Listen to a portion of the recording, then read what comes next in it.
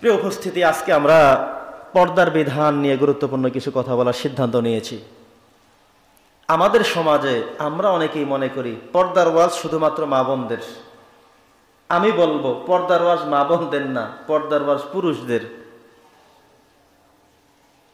আমরা অনেকে মনে করি যে পর্দা তো শুধুমাত্র মা বোনরা শুনবে, আমরা কেন শুনবো? কিন্তু আল্লাহ তাআলা সূরা নূরের মধ্যে যে আয়াত টেনে এনেছেন, 30 নম্বর আয়াত, প্রথম আয়াত, সেখানে আল্লাহ এনেছেন পুরুষের কথা।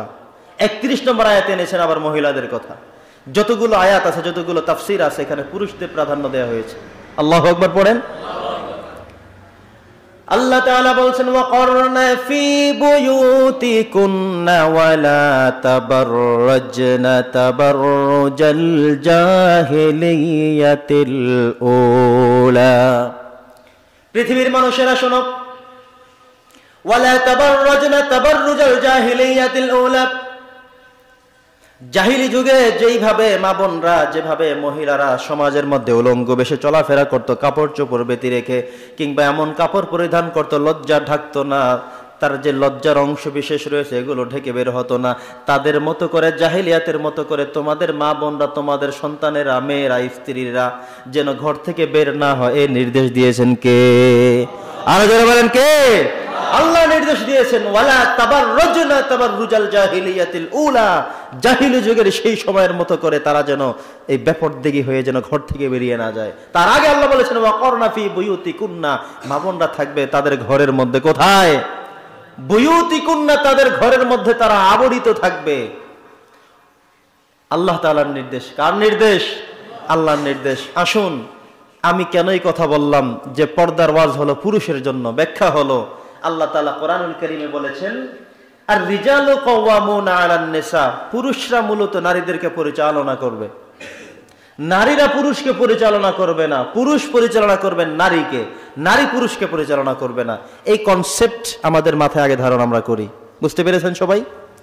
পুরুষ তার স্ত্রীকে পরিচালনা করবে, বাবা তার মেয়েকে পরিচালনা করবে, কোন সন্তান তার বাবার অনুপস্থিতিতে, বাবার বিয়োগে তার মাকে পরিচালনা করবেন। এটা শরীয়ত। এটা কার কথা? জোরে বলেন, কার কথা? আল্লাহ বলছেন, আল রিজালু, পুরুষেরা, আলিফ লাম যুক্ত করে দিয়েছেন, কাওয়ামুনা আলান নিসা, নারীদেরকে, মহিলা সম্প্রদায়েরকে পুরুষরাই পরিচালিত করবেন। এই নির্দেশনা আল্লাহর। এবার আসুন, আপনি আপনার স্ত্রীকে, আপনি আপনার মেয়েটাকে, আপনি আপনার মাকে যখন ঘর থেকে ছাড়বেন, দায়িত্ব আপনি নিয়েই তাকে ছাড়তে হবে। কেন আপনার স্ত্রী ঘর থেকে বের হচ্ছে? আপনার মেয়েটি কেন ঘর থেকে বেরিয়ে যাচ্ছে? আপনার মা ঘর থেকে বের হচ্ছে, যাচ্ছে কোথায়, কেন যাচ্ছে? এই যাওয়ার উত্তরটা হলো আপনার কাছে। ঠিক কিনা বলেন?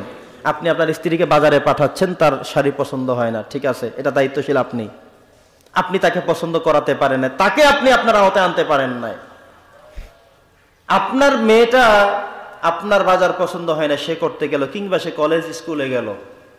আপনি জানেন যে আমার মেয়েটা এখন বড় হয়েছে, পর্দার বিধান আরোপিত হয়েছে, আজকে থেকে আমার মেয়েকে আমি বোরকা লাগিয়ে আমি শিক্ষাঙ্গনে পাঠাবো। আপনার মেয়ের সমস্ত সিকিউরিটির দায়িত্ব হলো আপনার বাবা হিসেবে, আপনার স্ত্রীর সমস্ত সিকিউরিটির দায়িত্ব আপনি স্বামী আপনার উপরে। এবং যারা মাদেরকে ঘর থেকে ছেড়ে দেন, বাবা বিদেশ থাকে কিংবা বাবা বেঁচে নেই, জীবিত নেই, এই মায়েদের দায়িত্ব সন্তানের, বড় ছেলেদের। কথা কি বুঝতে পেরেছেন? এরা যদি ঘর থেকে বেপরদায় বের হয়, তাহলে বোঝা গেল এর জন্য মূল দায়ী হলো ওই পুরুষ যিনি ঘর থেকে তাকে ছাড়লেন। নবী করিম সাল্লাল্লাহু আলাইহি সাল্লাম বলেছেন, আল্লাহ সুবহানাহু ওয়া তাআলার এই কথাই ব্যাখ্যা যে প্রত্যেক পুরুষ তাদের স্ত্রীদেরকে, নারীদেরকে, মেয়েদেরকে পরিচালিত করবে, তাদেরকে পর্দার মধ্যে রাখবে। আর আল্লাহ তাআলার কথা হলো, ওয়ালা তাবাররাজনা তাবাররুজাল জাহিলিয়াতিল উলা। জাহিলি যুগে যেভাবে মেয়েরা খোলামেলা চলাফেরা করতো, এখন কিন্তু আর সেভাবে চলা যাবে না।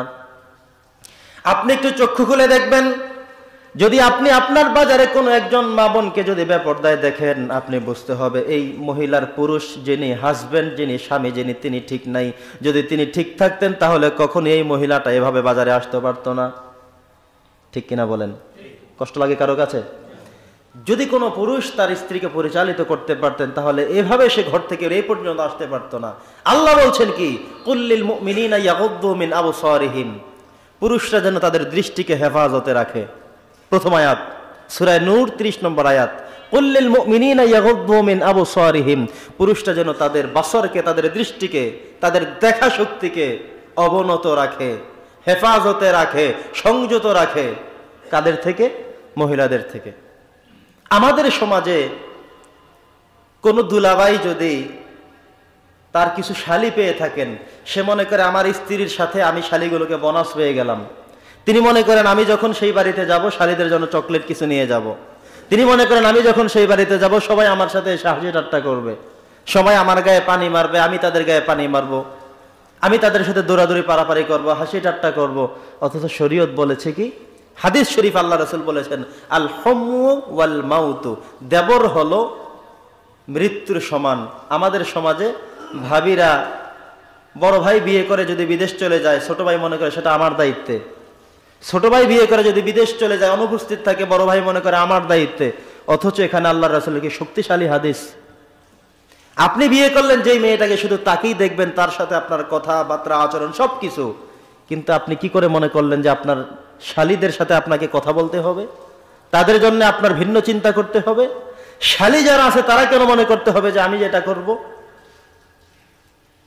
যাদের ভাইকে বিয়ে করানো হলো সেই ভাইয়ের ছোট ভাইরা কেন মনে করলো যে আমাদের ভাবির সাথে আমরা এটা সেটা করব, এভাবে করব?